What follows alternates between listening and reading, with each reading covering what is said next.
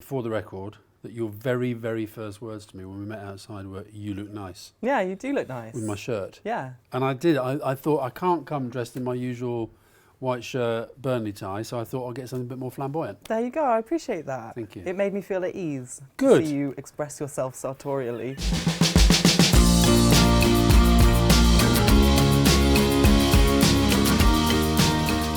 Right, okay, Ollie, nice to meet you. Nice to meet you. Now, can I make a confession? Yes.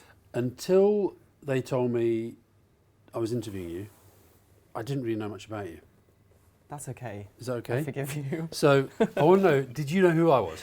I did, but only I had to go. I did sort of brush up on your Wikipedia Did entry. you? Did you Google page. up a bit? Mm. Okay. Because okay. I was like, Alistair Campbell. That name has been around my, I've heard your name a lot, but I was like, who actually is he? Right. So that's quite shameful of me. Cool. I apologise. No, it's not at all. Not at all. No, I like that. But it means that we can Yeah. explore Yes, I like from that. a position of, not knowing too much. So then I went off and I listened to your music. Like especially because of the stuff that I can now have added to my stuff that I listen to on the bike. Workout playlist. Yes, good. Is that what we call it? I Yeah. call it stuff on my iPod or my phone with the bike. Okay. Right. So that's a big one. I then read loads and loads and loads of your interviews, and we have a very shared interest in mental health. Yes. And then I watched Growing Up Gay, Oh. which I thought was amazing. Oh, thanks. Yeah. Thank you. So I guess I want to start on the mental health thing. Yeah. I grade my mental health every day when I wake up. 1, I think I can conquer the world. 10, I want to top myself. Yeah. Where did you wake up today? I woke up feeling quite good today. And yesterday I had a very good day. I felt very good yesterday. Like, I had one of those one days. Where I'm Right. like, I'm feeling number one. Right. And I think that's carried over to today. So Okay. I feel quite good. And I actually saw my therapist this morning and I said to him, I'm going to be meeting Alistair Campbell later and doing an interview and we'll probably talk about mental health. And isn't that interesting? Because, I have, yeah. So I feel, feel good today. And what's the worst you ever got to on the 1 to 10 scale? Assuming that 10 means you just can't go on. I mean, I would have definitely said 10 at times, definitely felt that way. And what does that feel like for you? I think it feels like life isn't worth living, you don't see any hope or positivity, like everything is just despair and meaningless. And also just having such low self-worth that, you just feel like everything's meaningless, I mean, that's... And how do you equate having low self-worth with the fact that you can go on stage and these people go crazy and you can make a song and squillions of people want to hear it? Well, that has helped my self-worth, actually, doing, being in years and years and like you said, doing that, that has built my confidence up, but at the same time, it's very easy, I think, and lots of performers talk about this, is you divorce yourself from the character you have on stage. So, the kind of adoration from fans feels like it's directed at someone who's not you sometimes. Right. So I think it sometimes doesn't make a difference. Like people can be like saying how much they love you, but it doesn't feel like it's going in because you're like, well, that's not me, it's someone else, And so of all the, so you saw your therapist today, Yeah. and you Yeah. take medication every day. Yes, yeah. What are you on? Sertraline. Ditto. Yay! How are you finding it? It's been good. Yeah, I like it. It's the first time I've been on it for 4 years now. I think I'm addicted to it. I really worry about coming off it, which I used to try and get off medication all the time. I had an interesting conversation with a psychiatrist not too long ago because I've taken some form of antidepressants for like 8 years. Without stopping. I had a year where I didn't take it, a year and a half, and I was like quite worried about, because I think it's like you just think I don't want to be addicted to something like you said. But then I had a conversation with her and she said, much like if you had a thyroid problem, you'd be taking medication your entire life. So maybe this is something you just need to take for a long time and try and, she got me to try and think about it in a different way because Do you feel you'll be on it forever? I don't know. I'm trying Would to... Would it worry if you were? Part of me feels like it would be in some way like shameful to have to there's a part of me that feels a bit ashamed that that would be the case, that I couldn't cope with life without it or something. But then another part of me goes, if this is the way I can best live my life and I feel like I'm not getting overwhelmed and I don't want to, top myself, then it's a good thing, and I'm not ashamed of that. But so, I don't know. But what about you? Well, that's where I am, totally, yeah. But I go through phases of thinking I can't. And my daughter, for example, we just made a TV program about this, about depression, and she's like, I don't want my dad to be on antidepressants forever. Yeah, yeah. But it's fine. I feel, where I used to go years, not just that I didn't want to take them, I wouldn't take them. Yeah. I was kind of like determined to kind of, I'm going to do this on my own, and pretty stupid really. Yeah, well. And of all the sort of things that I read about that you've talked about, so depression, which is, if I go through 5, I guess, depression, anxiety, bulimia, hallucinations, and self-harm. What a 5. About the 5? Yeah. 5. Yeah. So we'll put those in a kind of league table of horror. Yeah, exactly. Which are the worst? Nightmares. Oh God. Well, they're all kind of linked, aren't they? I think they're all. And when you say those words, I think back at the times of my life where each of those things were most sort of present. So, and I can sort of now I look back and I chart. Well, when I was 14, I was cutting myself, and then when I was 16, I was bulimic, and that lasted for like 7 years, and then. 7 years you had that? Yeah, apparently that's actually really standard time span for like an eating disorder. It's around 7 years apparently, and it can be longer. And in many ways, I think it lasts your entire life. Your relationship with food. But yeah, I would throw up food on and off for for a really really long time, and I can see how perhaps the way I was feeling and my mental health was manifesting in these different ways, like for instance self-harming or. Having... Was that cutting yourself? Yeah. What, razor? Yeah. Yeah. What's that about? Because one of the novels I talked about, the one about the self-harming teenager, I talked to girls who were self-harming. Yeah. What's going on then when you're doing that? What are you thinking as you're actually doing that? Well... Is it pain coming out, or what is it? Yeah, I think it's probably a lot of things. And something I was reading about recently about self-harm is... It's, if you feel like completely overwhelmed by life, you're not in control, you're not on top of anything, you can't control your emotions, or everything feels like too much. If you can have control over your body and over a sensation of pain that kind of feels, it's sort of reaffirming your existence in a way because it's making you feel alive when you harm yourself. And that kind of I think if you're in that space, that sort of logic makes sense to you. And it's very... it's easy to get caught up in that cycle, and that's what happened to me. But I wasn't really, at the time, I had no idea why I was cutting myself, really. I was like, I don't know why, I'm just doing it. Yeah. And it was deeply shameful. I just would hide it, And I know we always try and sort of make obvious, easy links, but so that's just after your dad's left you, as it were. Yeah, yeah. Do you make that link? Yeah, yes. Yeah. Yeah. And like you say, it's easy to make, it is easy to make links when you look back and you go, well, this happened. But and also I was that age, 13, 14 is kind of a classic age of, I think everybody struggles. But yeah, for me, my dad left, and that was sort of like a family explosion. I thought your mum was amazing on the film. I know, she's amazing. Yeah. Was she always amazing? Yeah, no, she is, but she was in a relationship with my dad, so I think that took its toll on her. Yeah.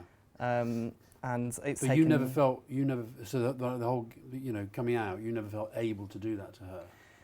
No. Until much, much later? No, yeah. And that wasn't because I felt she wouldn't accept it. It was more just... But she did? Yeah, it was just more I wasn't able to sort of myself come out to her. I didn't feel like I could. Yeah. And then your friend Georgina as well, that was... Yeah, I know. So you both knew, but neither of you said anything. I know, it's quite fascinating. What's that about? I don't know, but I think even... You were really, really close. Yeah. But on what was probably the most important thing going through both of your minds, you couldn't tell each other. Yeah. I know, it's sort of sad. But I think that's just...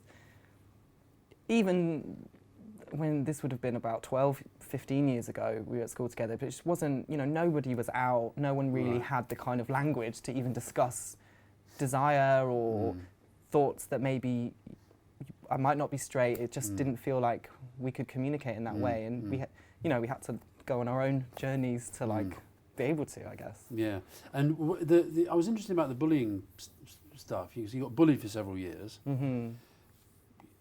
Do you ever, when you go back, do you ever bump into the people who bullied you? Have you seen any of them since? No, but I will hear certain things. Like, I had this. I worked in this restaurant when I was a teenager, and the chef was like this really like mean, like Gordon Ramsay at his worst type chef who used to terrify me, and he was one of the dads of the boys at school who was a bit mean to me. And anyway, I just hear things like, you know, like my mum, because my mum still lives around there, so she'll bump into like someone's dad or mum, and they'll be like, "Yo, isn't Ollie doing amazing?" And they just want to know all about me and things, and I just think, wow, you know, life takes some funny twists and turns. And how do you feel about them now? If you think about them now, do you feel angry? Do you feel forgiving? I don't think I feel angry. I think I would like to think I feel forgiving. I suppose I don't really think about it too much. It feels like a little bit.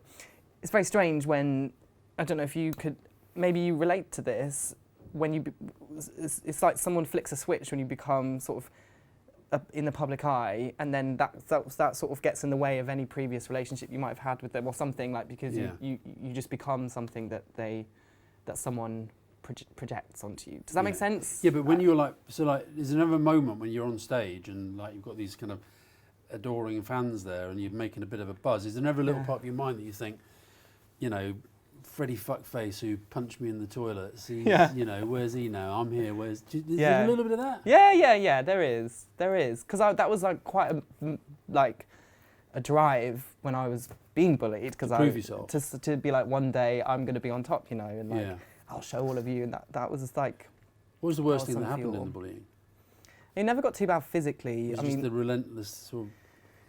Yeah, I guess the way it affected me, I felt like people would pick on me, and then sometimes it'd be like, I remember once I really hated sports at school, PE, like a lot of kids. And I remember once we had to do a lot of rugby because it was a Welsh school, and we were playing rugby, and obviously I was completely terrible, but I scored a try.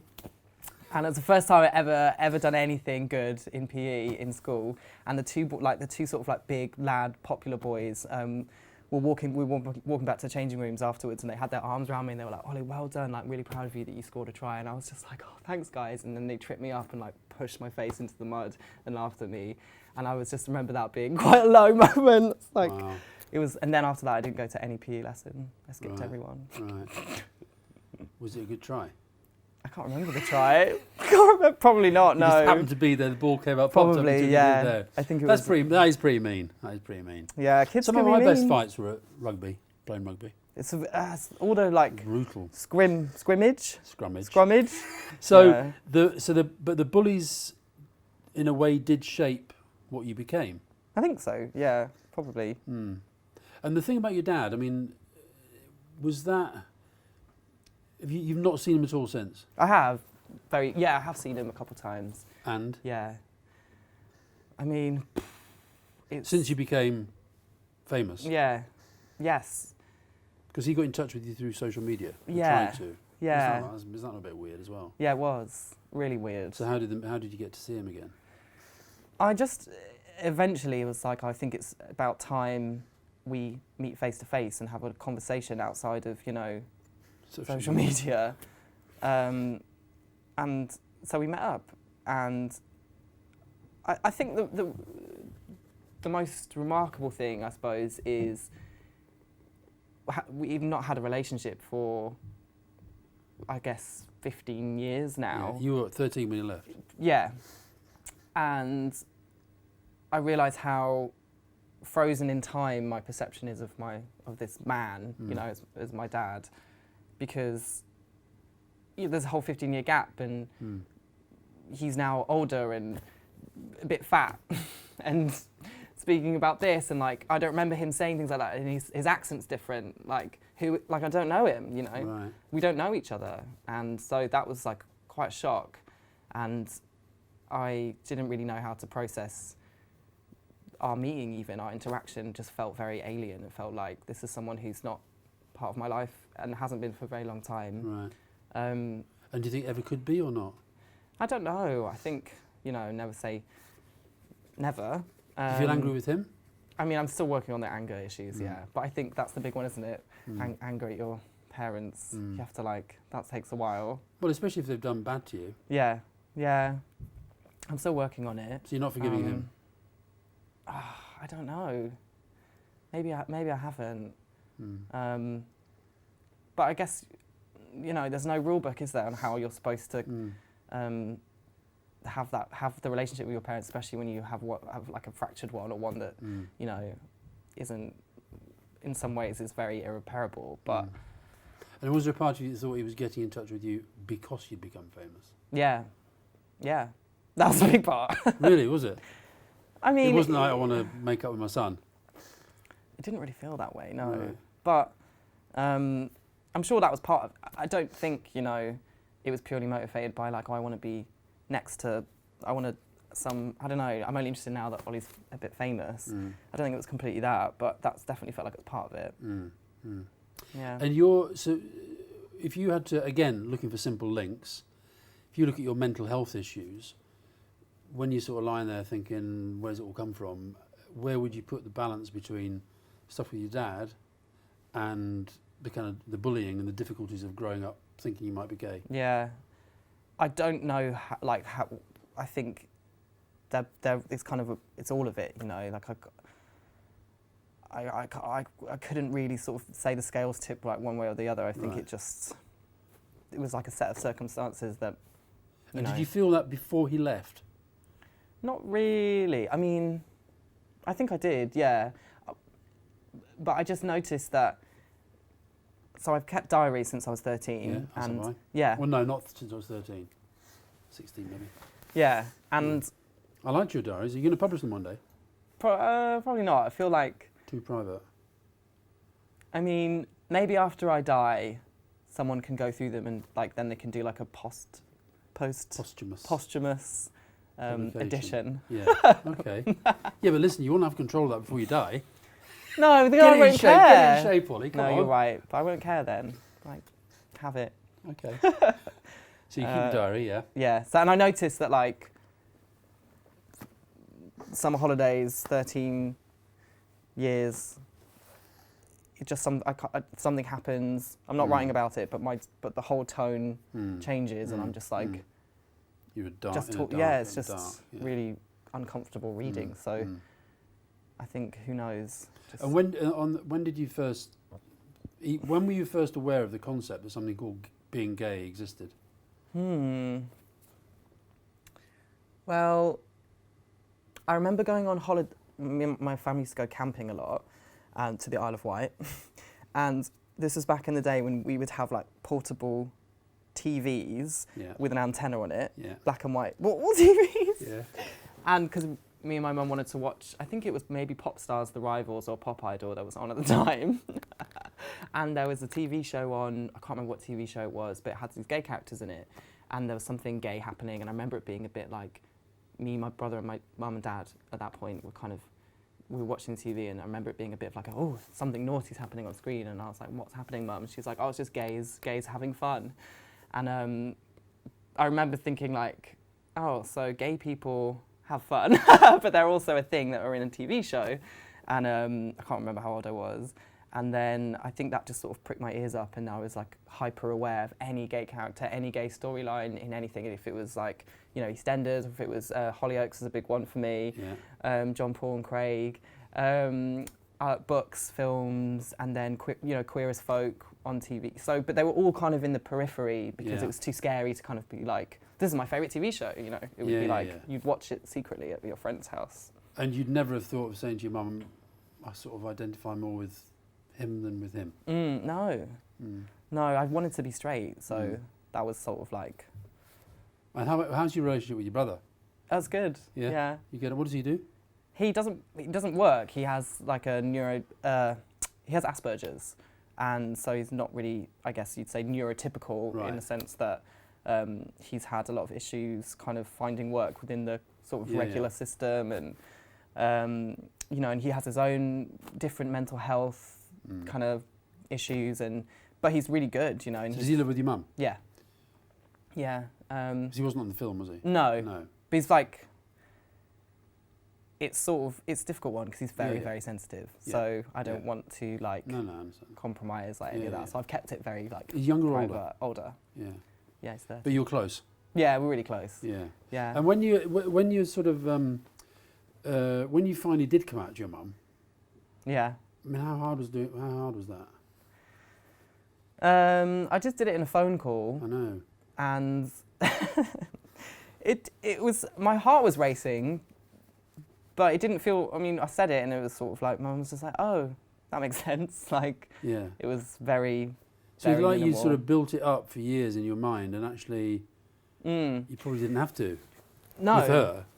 But we had a really good conversation that was in the BBC documentary, Growing Up Gay, where I asked her, like, you must have known that I was gay. And I was so impressed how honest she was, because she said that she didn't really think about it. She sort of maybe did suspect it, but pushed it to, she didn't want to think that would make my life harder, or like, she just sort of pushed it aside and like Yeah. didn't think about it. And she thought, you know, maybe I thought you were, you know, asexual, you weren't interested in having romantic partners, or she was like, I didn't think about it. I didn't want to. And I thought that said a lot, really, like the kind of burden that parenting is, and having, you know, not wanting your child to go through any pain. And what age did you said earlier, you know, I wanted to be straight. At what age did that go, where you didn't actually want to be straight? I think I still had a little bit of it up until not that long ago, like 23 or something, 24, yeah. Because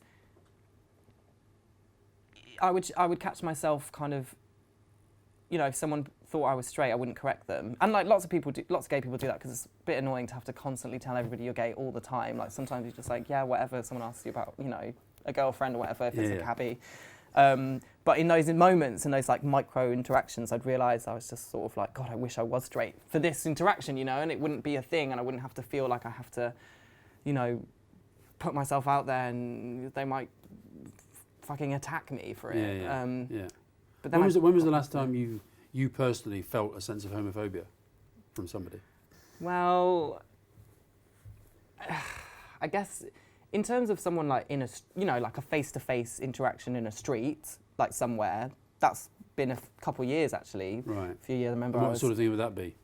I remember I made out with a boy I'd met in one night after a festival in Liverpool, and we were making out in like an alleyway and What does making out mean, by the way? just kissing, just Right. just a nice kiss. Okay. You know, that's strictly PG. Is that what you know, making out is? Making out, yeah. Okay. Now, what did you think making out meant? I don't know. You know what it means, No, I Alistair. don't necessarily. Yeah, you do. It could have been. When you said it, I thought it meant you went off. You just like- wanted clarification. Yeah. Okay, no, it was, So it was just you're having a snog in a an snog. alleyway. Exactly, a snog in an alleyway, Right. and then a car drives past and someone shouts out like, "You fucking fags," and like throws something. Right. And that's probably, yeah. 2 years ago. Yeah, a few years ago. But I think if I wanted to, you know, I only needed to look under like the YouTube comments for a years and years video. I'm not saying that there's loads of homophobia, because there's not actually.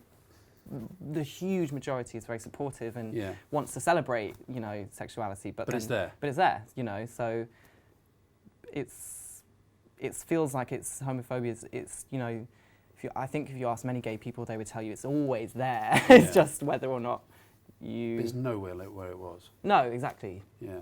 Where do you think on the sort of broader politics we are? You know, you've got. So like if I think back to when we were in government, reversing the whole Section 28 thing. Yeah. Thank you. Yeah, and now you've got the whole, you know, you've got same-sex marriage, and Yeah. so obviously in a better place. But how would you kind of define where the politics of gay rights are now? Well, I guess you could say that, you know, legally we enjoy the best protection in this country, I suppose. Like legally, we're protected very well, not completely, and especially if you look at trans people, and also having, you know, legislation or policies that also include like asexual people, intersex people. You know, I think that's still to come, but So legally, I think, you know, we can feel good about all the progress we've made, but less so culturally. But I think, you know, attitudes take longer, don't they, to change, and actually the notions that we have about the sort of deep-rooted homophobia, as it were, is also linked to like ideas about like gender and masculinity and just so many other things that I think would take it's going to take a really, really long time to unpick all of those. So, how did that school you visited for the documentary? How different did that feel to your school? It was very, very different, but in terms of there was sort of like posters everywhere talking about like Stonewall posters, it's okay to be gay, and they had they were committed to. The school were committed to having like an inclusive program where they celebrate diversity, different sexualities, all of that. But I could see the queer kids in the classroom that were struggling. Like I could just feel it. I could Really? Standing in front of them. Yeah, I could see that they were the ones that didn't want to put their hand up. They looked uncomfortable. How did you know they were? By the way, can I just check something on this queer thing? Yeah. Yes. Right, Yeah. so my mum used to. If she saw somebody like you, she would say he's queer. Yeah. Okay, and we would say, "But you can't say that, right?" Yeah. But now you guys say it. I know. So what What a life! It's hard, isn't it? Explain the language thing to me. Well, I think it's different for different people. Right. I like queer because I feel like it's quite it embraces more identities than just gay. And sometimes when you say gay, people just think of gay men, which is also good, fine, you know. But I like queer because it feels like I'm part. It feels like a term for a community that's, you know, more than just one identity. Right. Having said that, lots of people do still find it really offensive and don't like it, Right. and don't think it should be used as a, you know. And obviously, it's been reclaimed in a kind of way of it's empowering, but not everybody. So you feel it's been reclaimed in a positive way? I do, for me. But you accept some people still find it very difficult. Yeah. But it's you know, we have to have like a flexibility about language, don't we? Because but we do. For example, you know, the N word. Yeah. You literally really can't say it. No. Even, you know, so, and there was a time when I'd have said the Q word was in that same, pretty much in that same place. But sure. So what does it say that it's got to a safer place? Well, Well, I see what you're saying, but I think you can't. I don't know. I think it's sort of a bit like comparing oppression, isn't it? Which is sort of like that never really works either. You can't really say like, well, one group suffered more than the other. But actually, in this case, those two words have very different histories, and also I think you have to be directed by the communities that they affect. So if you know queer people want to use the word queer, let's let them. And in terms of the N-word, presumably there are queer people who don't like the word queer. Yeah, true. There are. Yeah. So language in this is really important. Yeah, definitely. I mean, words obviously like matter, so because we have to use them. Especially them. if you're a singer. Especially if you're a singer, yeah. Yeah. Which bits of the music, by the way, do you like? Which bits of your life as a performer do you like the best? The performing, the writing, the creating, the building of ideas, the video. Which stuff do you actually like doing? Anything that's creative, I find the most satisfying, and I love performing. Like I love being on stage and performing. What do you think that's about? Because a lot of people don't. Do you mean like a lot of people are creative but don't like being on stage? Or A lot of people are creative, but the idea of actually being the guy up front. Yeah, well, I think. Do you want? I'm just thinking how long this answer should be. I just didn't get enough love in childhood. No, I think. I mean, that's probably part of it. You know, like you want external validation, you want to feel good, but also, you know, for me. Do you ever think it's a bit crazy when they're going wild? Yeah, no, it is. It is nuts. It is crazy. I spoke to a guy today, a friend of mine, who went to a Radiohead concert in Berlin. And you were the warm-up act. Oh yeah, well it was a festival, so. Right, okay. But well, he said he was there for Radiohead. Yeah. He's kind of my age, not almost my age, right? He was there for Radiohead. He said you came on, and there was the people around just went. They said these girls were literally just crying. Yeah. Bless them. Right, hundreds of them. And he was like, "What is going on?" Yeah. And he thought, you know, they didn't even know who Radiohead was. They were there for you. Yeah. Right, and it was like, so how does that feel when you see that happening to people? Well, are you trying to make that happen? You're trying to make these poor girls encouraging cry? hysteria. Like I want to taste the tears. No, well, it's obviously at first it's quite upsetting actually when that happens. Because sometimes you like, you know, I just want someone to be okay. I'm like, stop crying, like don't, you know, stop shaking, like it's fine, you know. But then now I'm a bit more used to seeing that reaction. You realise it's just sort of, you know, something that's important to them. They're at an age or at a place in their life where that's very important to them, that music or that being at the show, there's also being the mentality with like other fans and, you know, they all get really excited and so. Do you think a girl that does that, or a guy that does that, when, say like in 30 years time, will they look back and think, that was just so weird?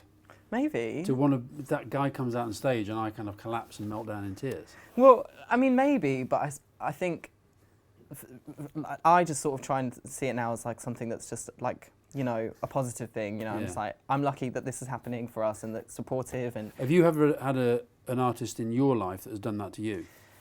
Do you know what? So I think about the kind of, I suppose, the fandom psychology a lot because you see it like going on tour. You see the same people come to the front show of every show, and you know they dedicate such a huge part of their lives to, you know, being a fan of our band or whoever. And I think it's I never was quite at that level, but I think I could have been if I'd had maybe more. I don't know. Like for instance, I love the Spice Girls so much, but like I just never thought about going to a concert. I was like, I won't be able to. It's too far away. Do you know what I mean? It just didn't seem possible. So I never quite got to that level, but I had my moments of being obsessed. You know, I was obsessed with Jeff Buckley as well for a while. I was convinced like me and Jeff Buckley were like communicating to each other through, you know, time. Who else?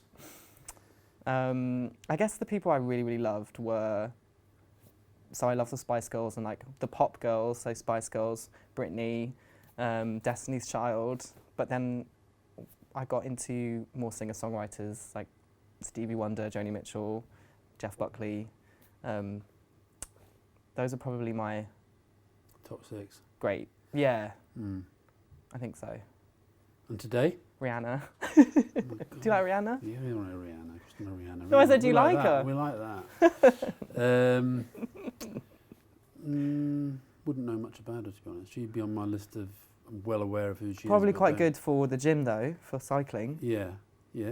Well, I'll give it a go. I've got a lot of good cycling stuff now. What else do you listen to? I'll listen to Akon. Akon. Yeah. What do you like about Akon? It's the rhythm. Dua Lipa. She's doing all right, isn't she? She went to my... She's been on the cover of GQ. She went to my daughter's school, Kosovan. Really? Yeah, from one of the Kosovo kids. Daughter's school, or nearby school. Yeah, she went to my daughter's school, yeah. Were they friends? No. No. The wrong age. Fair enough. So, yeah, you talked about... just on the music again, sorry. The thing about the pronoun. Yes. Right. Oh God. So you talk about songs where I know you talk about.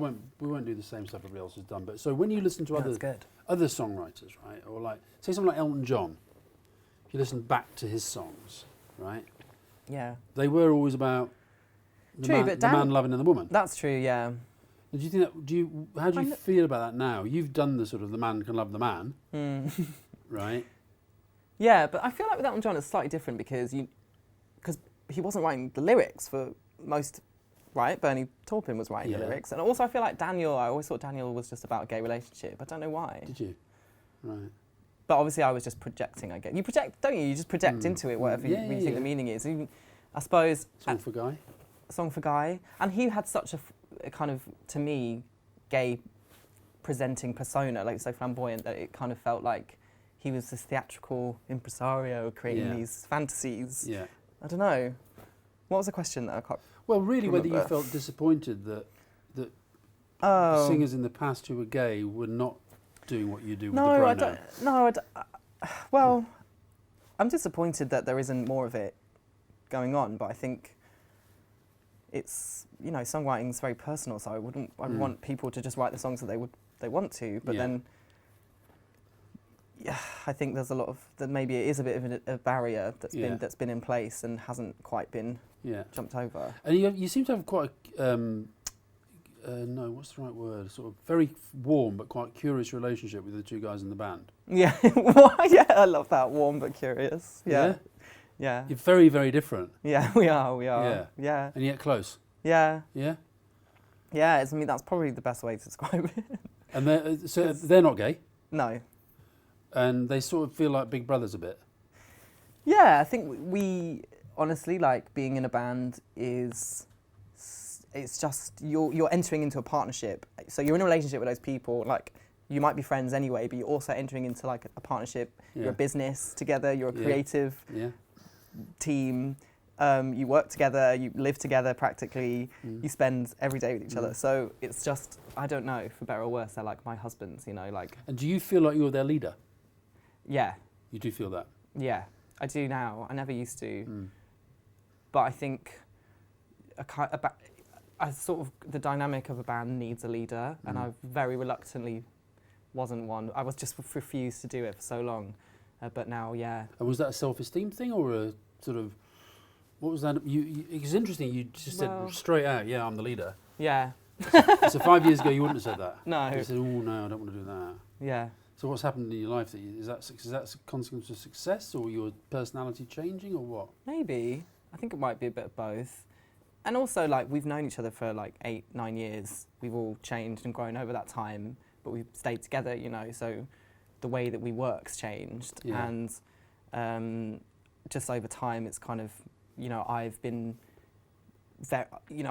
very passionate about the kind of ideas and vision that I see for the band, and that's just kind of become, you know, I've kind of taken the lead in that way, and you know, they've gone all right.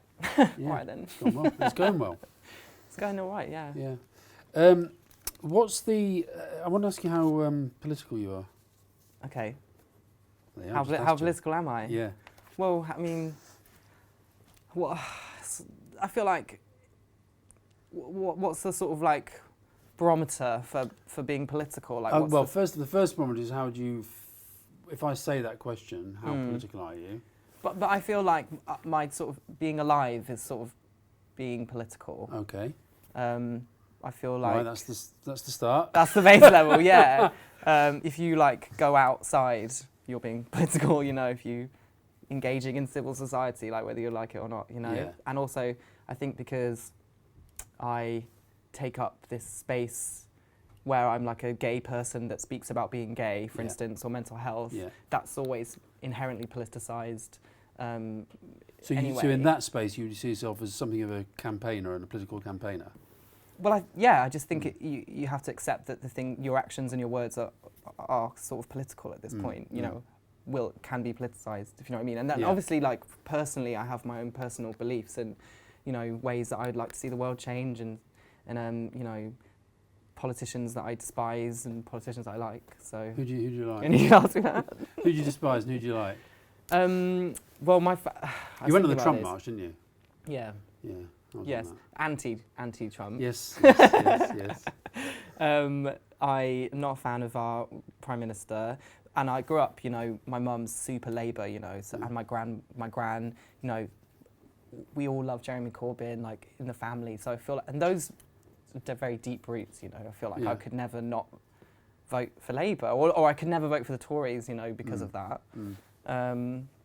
So, yeah. So do you, when you say that they love Corbyn, you mean like they desperately want him to be Prime Minister? Yeah, I think, yeah. And what about you? I think you should, yeah. Why not? Well, you've got to think about it. Oh, don't, I don't want to. You don't want to think about it. So you're not too exhausting. Why is it exhausting? It is. You must realise how exhausting it is. Why is it like this, Alistair? Why? What, the world? The world, political discourse, our politicians. Why? So you don't think our politicians are very good? Well, I just think it's impossible to listen to anything that anybody says, because it's completely meaningless. You just go, well, there's no point listening, because they'll just say whatever they want to score a point, blah, blah, blah. scams. And But it's true, because everything we see, we're being fed information by media that just wants to drive Yeah, clicks, but and you so could- everything's just sensationalised. So it's a scandal, or just go so and so Well, said that's this. about the media. like- That's not about the politicians. but the media is how else are we supposed to access information? We need like there's no Well, hope. I'm amazed you're here doing this with me when you could be sitting watching the television. The Labour Party conference is live on the BBC. Oh, Watch the whole God. debate. There's absolutely no way I'd be watching that. For God's sake. I watched Jeremy Corbyn and Andrew Marr the other day, and it was so frustrating. I just was like, this makes me so mad watching this, because Andrew Marr's just there being like, aren't you a racist though, Jeremy Corbyn? And Jeremy Corbyn's going, no, I'm not. And that's it for the whole interview. And you just think, what has anybody gained from watching this? It makes me quite angry. It makes me annoyed talking about it. What about the discussion they had on Brexit? What did you think of I that? don't even remember, because no one says anything about Brexit today. They're Why just talk like, about Brexit 24 hours a day? I know, but really, no one really knows anything about it today. So it doesn't. So what do you it's think sort of about pointless. I just feel like it's so frustrating that it's been, the whole issue has been kind of distorted into this sort of like, where it's the will of the people, and just like, I'm going to call my album "Will of the People" and be like, look. But it's just so you can say anything, be like, that's will of the people. What annoys me though, apparently, it's just this whole idea of patriotism and nationalism. And it's patriotic to be pro-Brexit. It's patriotic to be anti-Brexit. Do you know what I mean? Like, I don't know. I can't make sense of it. Help us. Okay, I'm trying to help. We've got to put it back to the people and the people's vote. Oh, okay, yeah. Well, that sounds good. Because You that's support annoying as well. Because people go, oh, but it's going against the will of the people, and you're like, but if you ask them again, it's still the will of the people. Exactly. If they change their minds. Did you vote? Yes. Remain. Yes. And if there was another referendum, you would vote. Remain. And would you not use your considerable charm and talent and appeal to young people to suggest that they might get more engaged? I did. I What did you do? I sent a tweet on polling day, me Did you? being like, just voted. Good I for asked you. everyone to, vote. Mainly to just vote, because I think, fair enough if you don't agree and like you think a different thing. You might be right. I was on but Good Morning Britain yesterday with my daughter, who's like, she's lived in a very political household. yeah. She did politics A level, but she said on telly she just doesn't understand what this Brexit debate's about.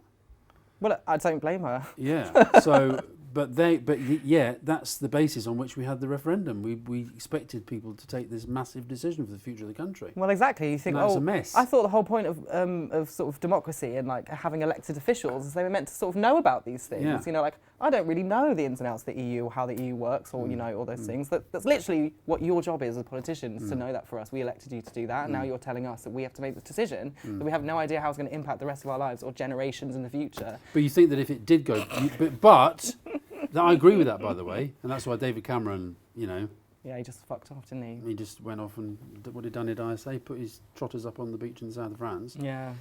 But if the will of the people changes, which I think it is, by the way, you'd be up for another people's vote. You'd be up for a people's vote, and you'd be back in Remain.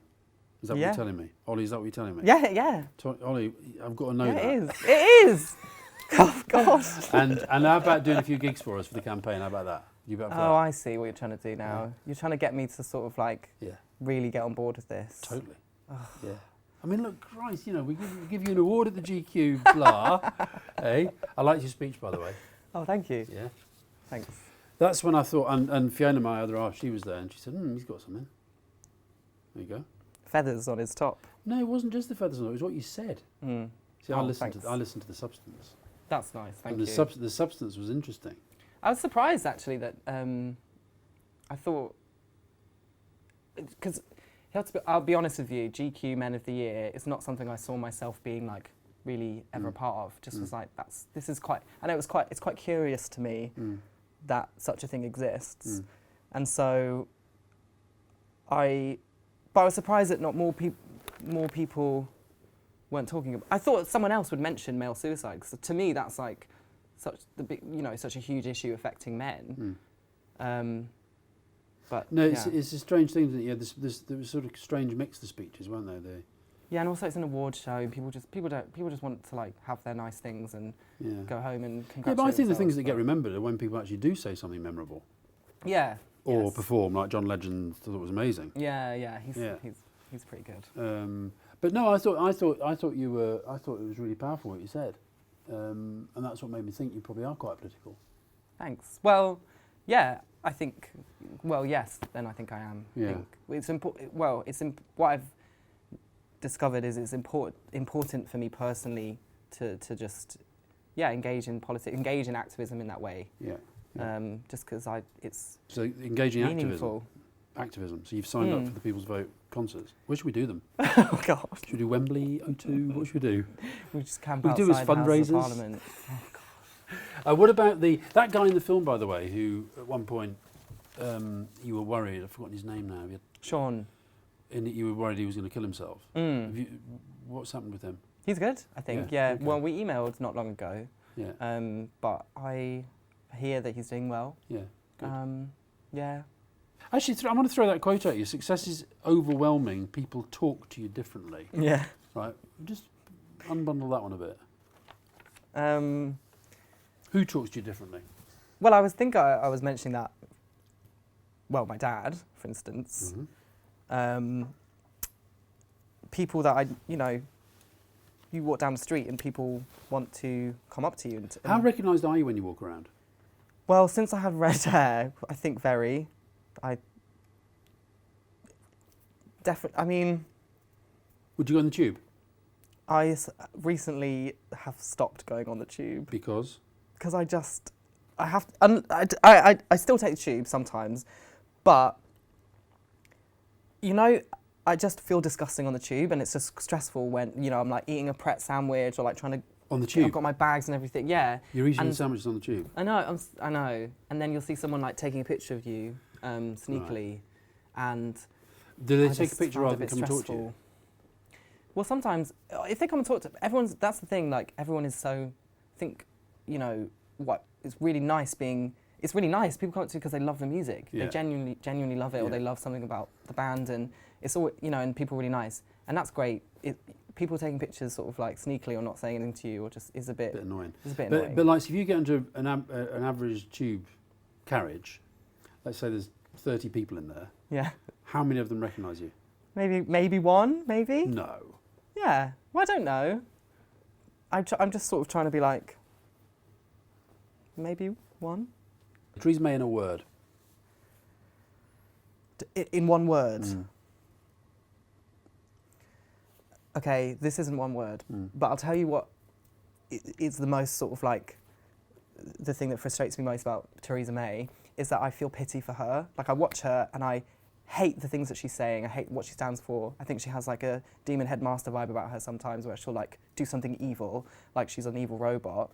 But then I realise she's a human being and she's probably trying quite hard, and she's quite an odd character, isn't she, Theresa May? She's just the way she is, and people make fun of her, and I don't like that. I'm like, oh, I don't like it when people make fun of her, but like, I also want to make fun of her because I don't like her. But now I feel sorry for her because she's in this awful position, and she's just always going to be remembered as the worst prime minister ever. She threw the country down the drain, and like, I feel a bit bad for her. But then I'm like, no, she's decimated all our services. She's implemented austerity. She's awful, and like, feeling sorry for her is another part of her. No, he did. Yeah. I just mean there's a lot of conflicting So pitiful emotions. is probably the word. Pitiful, probably, yeah. But I think I don't want to pity my prime minister. I just want you want them to lead. I want to lead, yeah. Corbyn in a word. Sincere. I think he's sincere. I think that's why people like him. They believe what he's saying. Okay. Sincere. Yeah. Do you not wish he was doing a bit more on Brexit? Yeah, I do. Yeah. Yeah. I mean, they're not perfect today. He's not perfect. We can have a chat about that at the rally. Yeah, exactly. After we've done the gig, we'll do the rallies. Yeah. But isn't everyone supposed to just like, why can't all of Labour just support him? Why do they have to fight about it?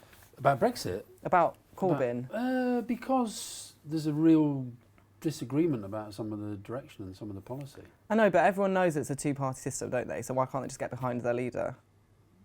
But that's like, no, you theoretically you might say that, but I find it, for example, the anti-Semitism stuff. Yeah. I find it very hard not to condemn that. Yeah. And likewise on Brexit, I find very hard not to think they just haven't you're campaigned hard enough. That's one thing I thought about the Anjumar thing, because it was like him saying, "Are you anti-Semitic?" And obviously he has a line that he just has to stick to. But it did feel like he could have just been like, "I'm really sorry I said that," and it was offensive, and like that could just we'd get past it maybe. I thought with the cartoon as well, when he showed him the cartoon, Oh, and he was like, oh, I He was thought that like- was a mural. He was like trying to defend what he thought at the time, as opposed to just say, "Yeah, we got that wrong." Yeah, yeah. Mm. Maybe it's an ego thing.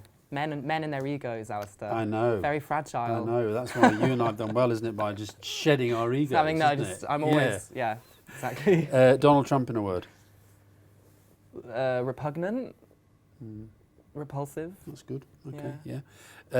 And I also want to ask a little about religion, because it's quite a religion in your stuff. Yes. Am I seeing that wrong or right? No, yeah, there is, yeah. Where's that Yeah. coming from? Are you a God person? Do you believe in God? No. You're an atheist. I think I sort of believe in some form of spirituality, but I grew up next to a church. One of the places I lived was next to a church, and I was really fascinated. And I went to, we'd moved to the Forest of Dean, so I moved schools, and I went to a C of E school, and I'd not been to one before, and I just found it really fascinating, like the Lord's Prayer and going to the church sometimes, and I just got quite fascinated by it. And then, you know, a couple of years down the line, I sort of completely rejected all of it, but I think I've still kind of retained a bit of fascination with it, and also, you know, it's such an intrinsic part of human culture, isn't it? So I think it's an interesting way into, like, you know, psyche and desire. And Do you ever go to church? No. And do you, when you're performing, there was a bit in the film where you were kind of getting your whole body sort of made up and Yeah. stuff. That all felt a bit kind of Yeah. sort of ceremonial. Yeah. No, it is. It is. It's very, and it's like ritualistic and. Yeah. Did you like ritual? Yeah, I think so. But what does that mean? Do I like ritual? But no, I think I do. Whatever it is. Yeah. I think you know what I mean. Yeah, I think, you know, it's like, you know, endowing importance into a certain action or belief, isn't it? Yeah. So, and you know, the first album's called Communion for a reason. Exactly. Because it, you know, And there's sanctify. And yeah. And it's also like, it's fun as a songwriter to kind of, you know, everyone has a shorthand for religion, you know, like everyone's familiar with it. So in terms of, it's quite strong lyrically, I think, to play around with. You said was it the documentary or somewhere, where you basically said, I don't want to be normal. No, yeah. Yeah, yeah. I don't. That's good. Don't want to be normal, don't want to grow up. No, I mean, no one's normal though, are they? Normal's actually just not a thing. No one's actually normal. No, but there is a sense of what normal means. Yeah, it's a real, people. yeah. No, you're right, it exists. So, fine. Yeah. So It's like when it's like, gender's not real, but it is actually real. Do you know what I mean? As in, they are things that exist. Like man and woman and male and female, like. Yeah. It's like money is not real, but it is. Yeah. Yeah. And it's quite important. Yeah. Is there? Are you gonna have any more tattoos, or is that it? Why don't you like tattoos? I just don't like tattoos. I don't know why. Does your daughter not have any tattoos? No. Would you be quite upset? None of my kids do. I wouldn't be upset. I'd understand why they did it, but I'm glad they haven't. It's quite cool to not have tattoos now. I think having no tattoos is the new. It's the new having tattoos. Having tattoos. Brilliant. What a great line. Having no tattoos is new. Yeah. When I watch football now, I go to Burnley games all the time, and whenever I watch football now, one of the things I'm counting all the time the tattoos is how many players have not got tattoos. Really? And there's one of our players, I really liked him a little bit more because he had no tattoos. And then he took his shirt off, coming off the pitch, and he's got this huge tattoo on his back. Oh no. Bloody hell, even him. Oh no. We've got no invisible tattoos. That's it. What is an invisible tattoo? No, I'm saying there's none on your legs or your back. Oh, there's a little one behind my ear. Okay. That's visible. Yeah. But are you going to get any more, like big sleeves? Probably not, no. It's very painful getting a tattoo. Yeah. And it takes a long time. Probably not. Yeah. But maybe. Cool. I think having no tattoos is the new having tattoos is the best possible ending to a GQ interview. There you go, exclusive. So thank you, Olly. Thank you very much. Good to see you. Pleasure. Yeah, thank you.